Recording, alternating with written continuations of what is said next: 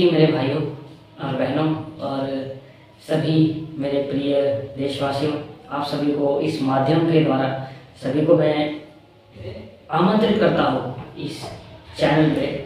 और ये चैनल जिसका भी मेरे भाई का है, तो मैं उस भाई को भी धन्यवाद करता हूँ जिसने मुझे मौका दिया कि परमेश्वर के वचन से, जिंदा परमेश्वर के वचन से बात करने के लिए। इसलिए मैं आपको भी मैं धन्यवाद करूँगा और जिसने मुझे मौका दिया है उसको भी मैं धन्यवाद करूँगा। तो आज हम फिर से कुछ बातों को सीखने जा रहे हैं। तो हम वचन में जाने से पहले अपनी आंखों को बंद करेंगे और हम प्रार्थना करेंगे कि हम जो कुछ भी सीखें, जो कुछ भी समझें, वो सारा हमारे हृदय में बसने पाए, वो सारा हमारे दिमाग में रहने पाए। हमारे पास आके हमने जैसे पिछले वीडियो में हमने सुना कि शैतान हमारे आसपास में भटक रहा है, तो कुछ उठा के ना लेके चला जाए, तो कुछ चोरी करके ना लेके जाए हमारे मन से, हमारे विचारों में से। तो आए हम अपनी आंखों को बंद करें और परमेश्वर पर ध्यान लगा के प्रार्थना एक बार करेंगे। हे सर्वशक्तिमान खुदावंद परमेश्वर, प्रभु जी हम धन्यवाद करते हैं प्रभु ये सुंदर अवसर के लिए। प्रभु जी, प्रभु ये जो अवसर प्रभु जी आपने हमें दिया प्रभु, आपके वचनों को सुनने के लिए, आपके वचनों को मानने के लिए, आपके वचनों को गहराईपन को समझने के लिए प्रभु, इसलिए हम धन्यवाद करते हैं प्रभु। इस माध्यम से जितने भी लोग देखें प्रभु, उन सभी को आशीषित करना, कुछ नई चीज़ों को सीखने के लिए मदद करना प्रभु, कुछ नया सीखने पाए प्रभु जी, कुछ अनोखा सीखने पाए प्रभु, जो आपके बारे में है पिता। प्रभु आपके वचनों में परमेश्वर जितना भी आपके बारे में लिखा है प्रभु, वही सारी चीज़ें प्रभु सीखने के लिए और भी फलवंत होने के लिए प्रभु आप मदद करना पिता। प्रभु सभी को आपके बलवंत हाथों में सौंपते हैं, आपके सामर्थवान हाथों में सौंपते हैं, आपके शक्तिशाली हाथों में सौंपते हैं। प्रार्थना सुना, इसलिए धन्यवाद। यीशु के महान नाम से मांगता हूँ, आमीन। तो आए हम वचन में जाएंगे।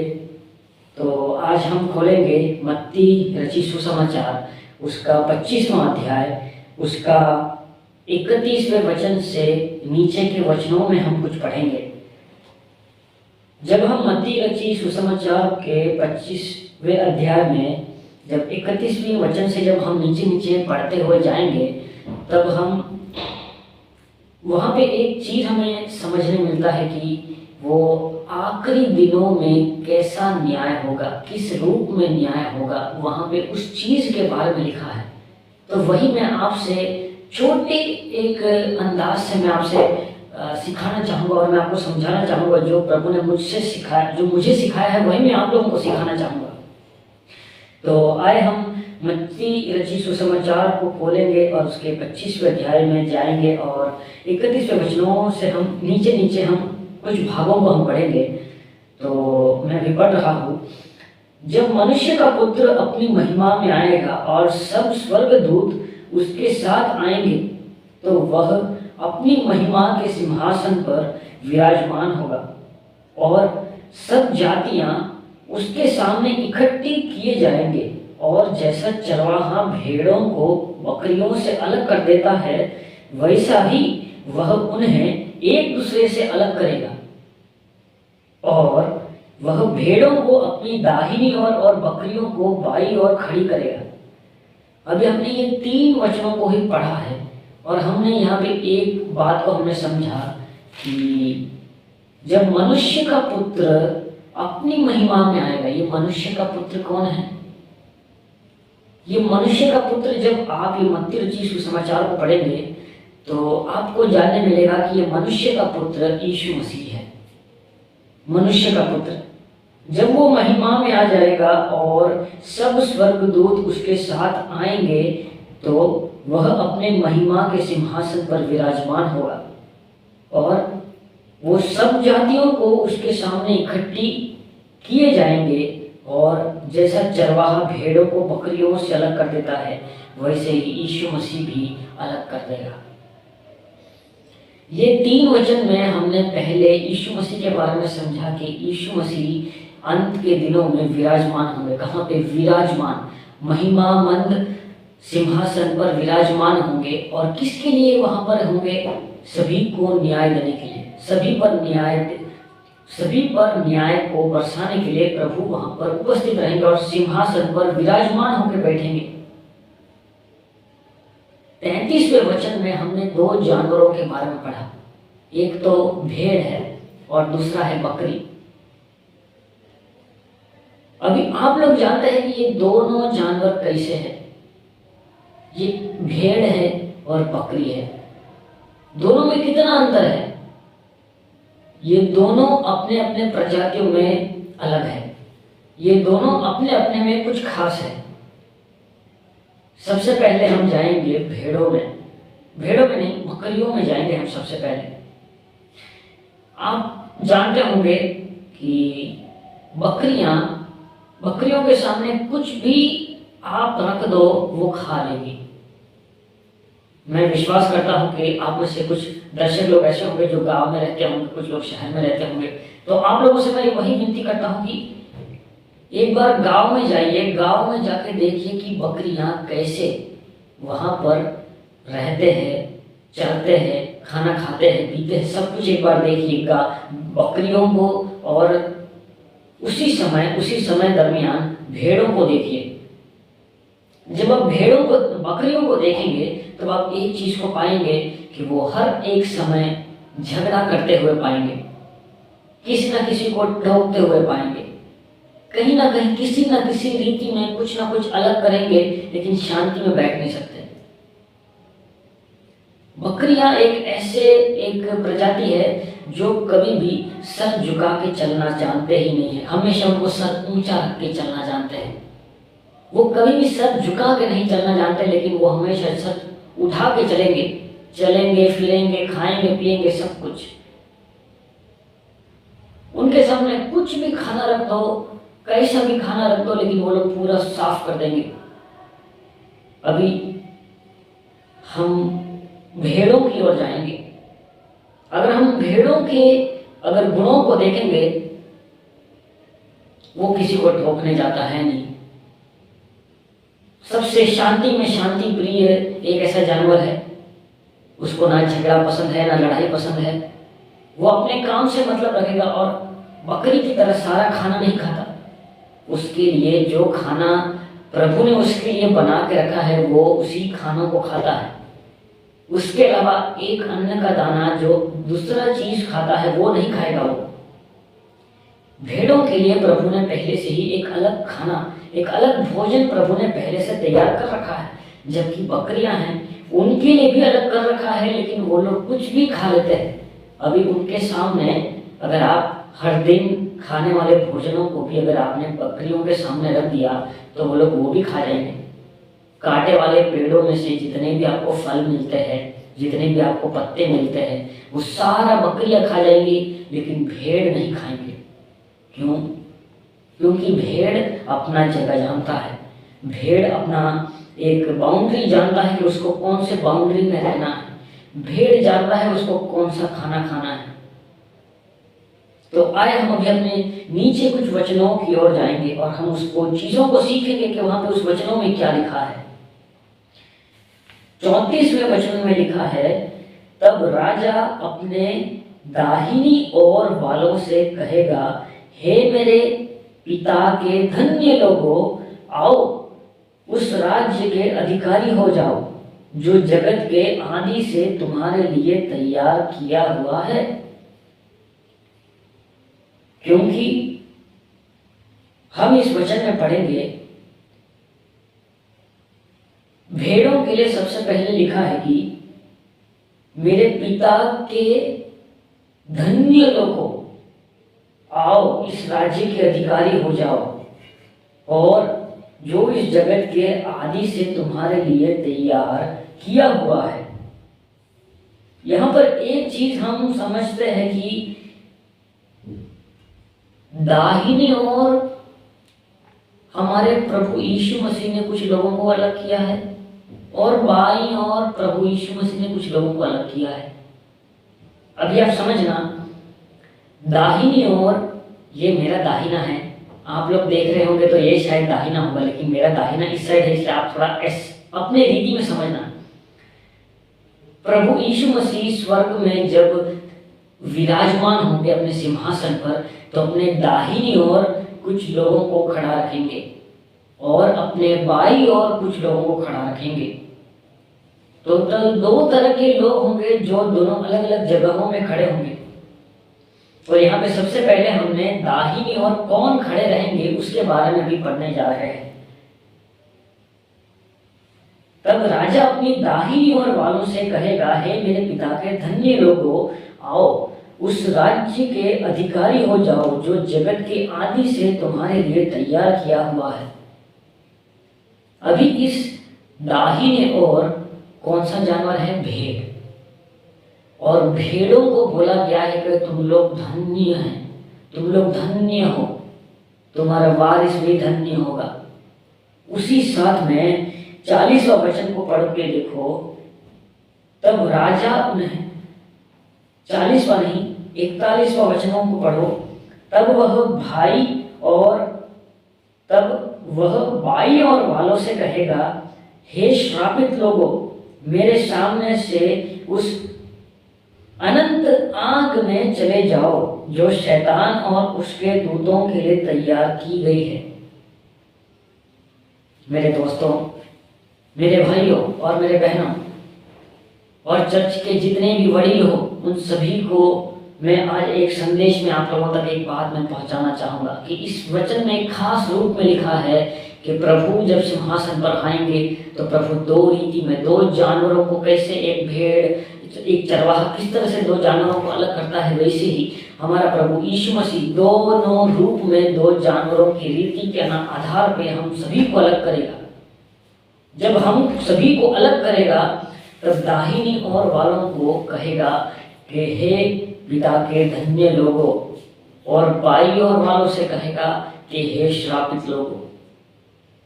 आज मेरा आपसे सवाल यह है, क्या आप पिता के धन्य लोगों हो या श्रापित लोग?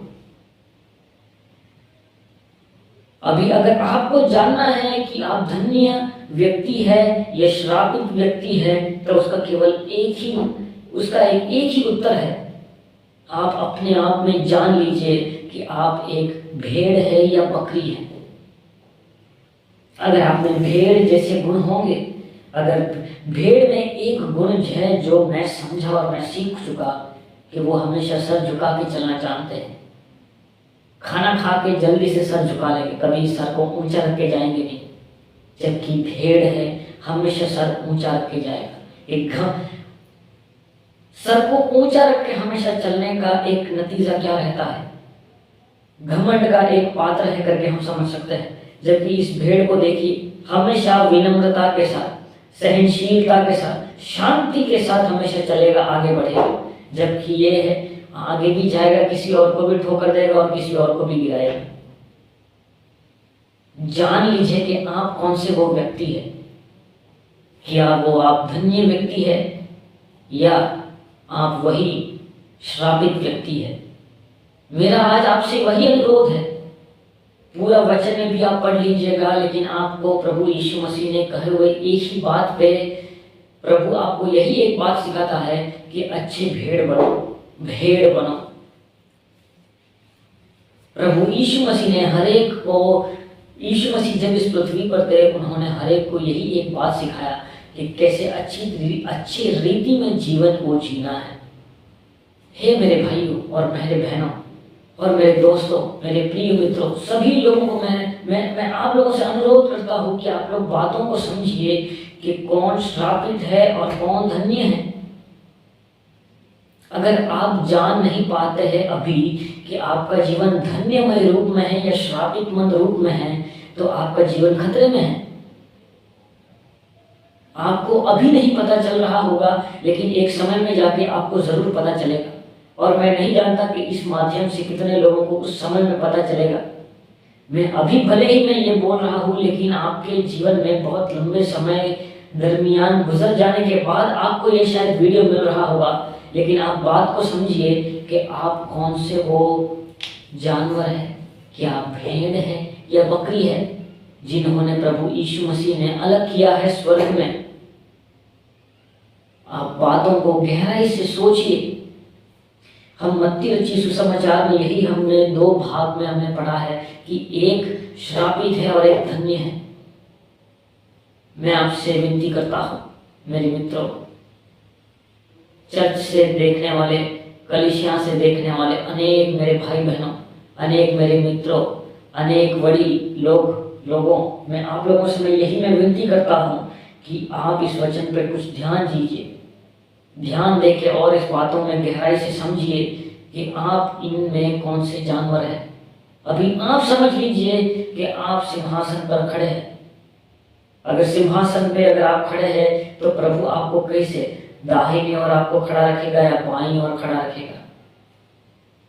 दाहिनी ओर खड़े रहने वालों को तो स्वर्ग लिखा है, लेकिन बाईं ओर वालों के लिए क्या लिखा है कि शैतान के लिए और उसके जैसे बने हुए जितने भी उसके जैसे हैं उनको नरक में डाला गया है, वहां पे तुम लोगों को जाना है। हे श्रापित लोगों, इस वीडियो से देखने वाले काफी सारे लोग श्रापित लोग होंगे। हे श्रापित लोगों, मैं तुमसे विनती करता हूँ और अनुरोध करता हूँ, प्रभु के मार्ग में वापस आ जाइए। प्रभु के मार खाने से पहले ही प्रभु के मार्ग में वापस आ जाइए, क्योंकि प्रभु ये अकेला है जिन्होंने पृथ्वी में रह के एक बात हमेशा कहा है, जो कोई भी मुझे मानेगा, जो कोई मेरे आज्ञाओं को मानेगा, वो सब स्वर्ग के अधिकारी होंगे। अभी आप ये बात समझ के देखिए और सोच के देखिए कि ईश्वर यीशु मसीह जब क्रूस पर चढ़ाए गए, उनके दाहिने ओर एक व्यक्ति था जो चोर था। उसने जब यीशु मसीह से कहा कि तुमने तो कुछ किया ही नहीं है, तुम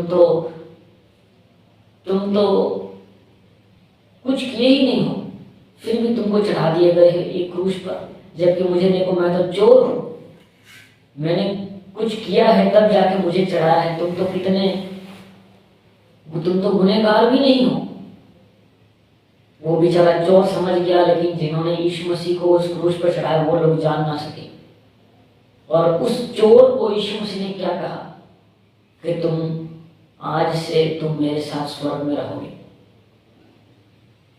हे मेरे मित्रों, और इस माध्यम से देखने वाले जितने भी लोग आप मुझे देख रहे हो, मैं आपसे यही एक बात को अनुरोध करता हूँ, अगर आप में से किसी को भी श्रापित लोग आप है करके, आप भी उन्हीं एक लोगों में आते हैं करके अगर आपको लगता है, तो आप समझ लीजिए कि प्रभु यीशु मसीह आपके लिए मरे हैं।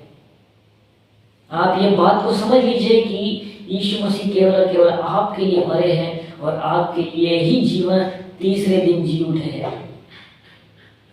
जीवन में वापस आइए, प्रभु यीशु मसीह के जीवन में वापस आइए, एक अच्छी संगति में जुड़िए, प्रभु के वचनों को सुनिए, प्रभु के वचनों को मानिए। आए हम छोटी सी बातों को हमें जल्दी से कुछ पढ़कर मैं जल्दी ही आप लोगों को समझाना चाहूँगा कि दाहिनी ओर रहने वाले उस इंसान ने क्या किया और बाएं में रहने वाले इंसान ने, जो श्रापित व्यक्ति है, उसने क्या किया, वो मैं आज आपको जल्दी ही मैं पढ़ के मैं समझाना चाहूँगा और जल्दी ही मैं इस वीडियो को जल्दी ही मैं समाप्त करना चाहूँगा। हम 35वें वचन में जाएंगे, वहां पे 34वें वचन से मैं पढ़ूंगा। तब राजा अपनी दाहिनी ओर वालों से कहेगा, हे मेरे पिता के धन्य लोगों, आओ उस राज्य के अधिकारी हो जाओ जो जगत के आदि से तुम्हारे लिए तैयार किया हुआ है। क्योंकि मैं भूखा था और तुमने मुझे खाने को दिया, मैं प्यासा था और तुमने मुझे पानी पिलाया, मैं परदेशी था, तुमने मुझे अपने घर में ठहराया, मैं नंगा था, तुमने मुझे कपड़े पहनाए, मैं बीमार था, तुमने मेरी सुधि ली, मैं बंदी गृह में था, तुम मुझसे मिलने आए।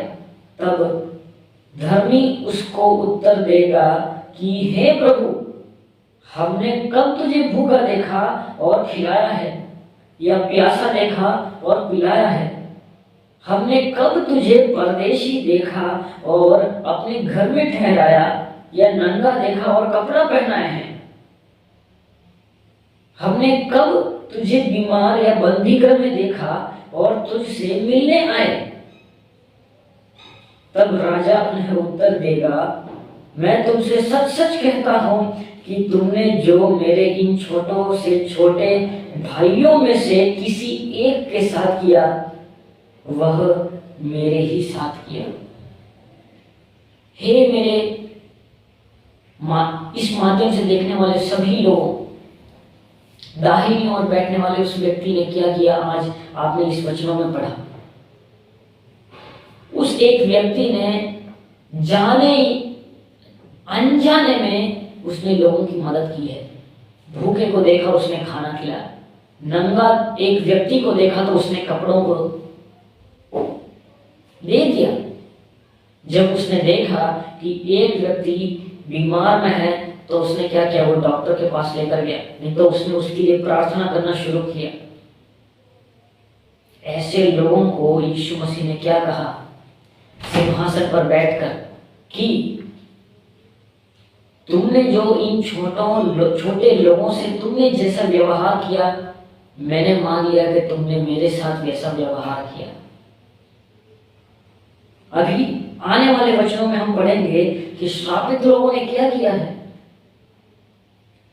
हम 41 वचनों से पढ़ेंगे, तब वह बाई ओर वालों से कहेगा, हे श्रापित लोगों, मेरे सामने से उस अनंत आग में चले जाओ जो शैतान और उसके दूतों के लिए तैयार की गई है।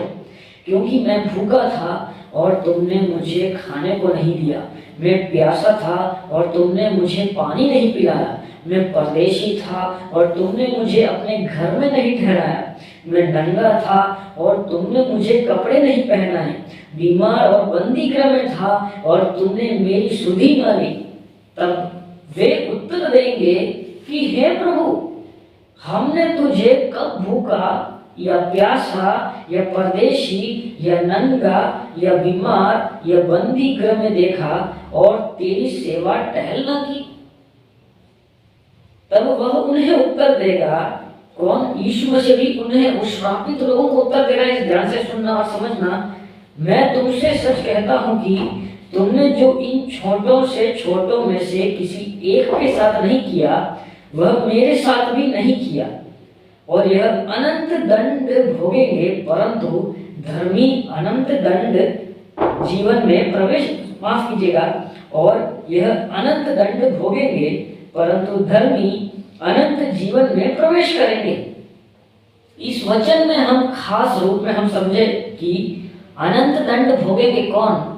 बाएं में रहने वाले ये श्रापित लोग, जबकि दाहिने ओर रहने वाले ये धन्य लोग अनंत जीवन के वारिस होने वाले हैं।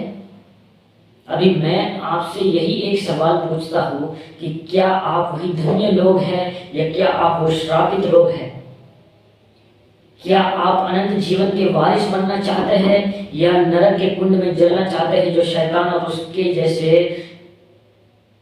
लोगों के लिए बनाया है, उसके जैसे ही चीजों के लिए बनाया है? आप समझिए कि ये किसके लिए है। मैं आपसे यही अनुरोध करता हूं,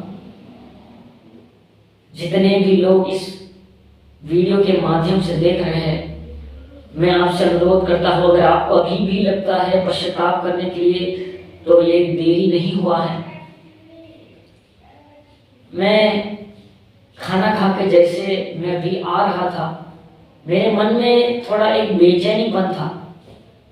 जब मैं इधर पहुंचा तो प्रभु ने इस वचन से बात करने के लिए मुझे प्रेरणा दिया, तो उसी वचन से मैं आपसे बात कर रहा हूं। मैं नहीं जानता ये वचन किन लोगों के लिए है, लेकिन मैं आपसे अनुरोध करता हूं, अनंत आग के कुंड में जाने से पहले प्रभु यीशु मसीह ने जो आपके लिए जीवन को कुर्बान किया है उसको समझिए।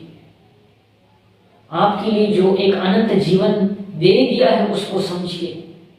आपके लिए जो स्वर्ग को खुला छोड़ दिया है उस बात के नजरिए को सोचिए। आप एक बार, मैं आपसे विनती करता हूं, आप बात को सोचिए, समझिए और इस वचन पर ध्यान लगाइए।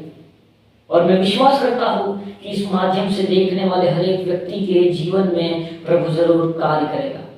और मैं प्रभु से विनती करूंगा कि इस माध्यम से जितने भी लोग देखें उन सभी के जीवन में प्रभु जरूर कार्य करें। अगर आपको लगता है कि अगर इस वचन के द्वारा अगर प्रभु ने अगर आपसे बात किया है तो आपका वही समय है पश्चाताप करने का। पश्चाताप कीजिए और प्रभु यीशु मसीह के जीवन को जानिए और यीशु मसीह के जीवन में आगे बढ़िए, जो पवित्र है और जो सच्चाई से चलने आए थे इस पृथ्वी में।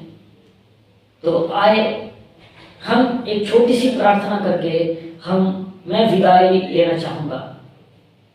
आए हम अपनी आंखों को बंद करें और प्रार्थना में जाएंगे। हे सर्वशक्तिमान खुदा परमेश्वर, प्रभु जी मैं आपके नाम का धन्यवाद करता हूँ। प्रभु इस माध्यम के लिए मैं धन्यवाद करता हूँ। इस माध्यम से कितने लोग देखेंगे प्रभु मैं नहीं जानता, लेकिन प्रभु इस माध्यम से जितने भी लोग देखे प्रभु उन सभी को आशीषित करना। प्रभु इस माध्यम से जितने भी लोग देखे प्रभु उन सभी को चंगाई देना। प्रभु इस माध्यम से जितने भी लोग देखे प्रभु उन सभी को परमेश्वर छुटकारा देना पिता। इस माध्यम से जितने भी लोग देखे प्रभु उनके परिवार में जितनी भी समस्याएं हो प्रभु सारी समस्याओं को दूर करना पिता। प्रभु जी आज हम आपके वचनों से यही पढ़े हैं, यही सीखे हैं कि प्रभु हम धन्य लोग हैं या श्रापित लोग हैं पिता।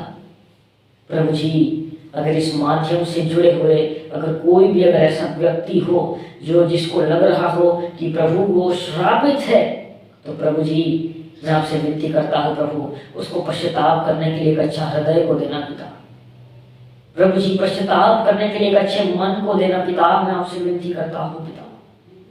हे सर्वशक्तिमान खुदावंद परमेश्वर, प्रभु जी मैं इस समय के लिए मैं धन्यवाद करता हूँ।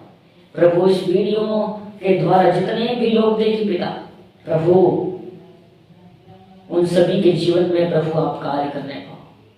प्रभु मैं चाहता हूँ प्रभु इस वीडियो के द्वारा इस माध्यम के द्वारा प्रभु आप नए नए आत्माओं को कमाने पाओ पिता। प्रभु जी इस मैसेज को प्रभु आपके वाणी को आपके संदेश को प्रभु ऐसे नए नए लोगों तक भेजिए प्रभु, जिससे कि प्रभु नए नए लोग भी उद्धार में आने पाए, नए नए लोग भी प्रभु आपके वचन को जानने पाए। प्रभु आपके लोग भी प्रभु इस माध्यम को देखकर प्रभु उनका जीवन भी चेंज होने पाए पिता, मैं आपसे विनती करता हूँ पिता। प्रभु जी आप मदद कीजिए, सहायता कीजिए। प्रार्थना सुना इसलिए धन्यवाद, यीशु के महान नाम से मांगता हो, सुनो और ग्रहण कीजिए। आमीन आमीन आमीन। सभी को जय मसीह।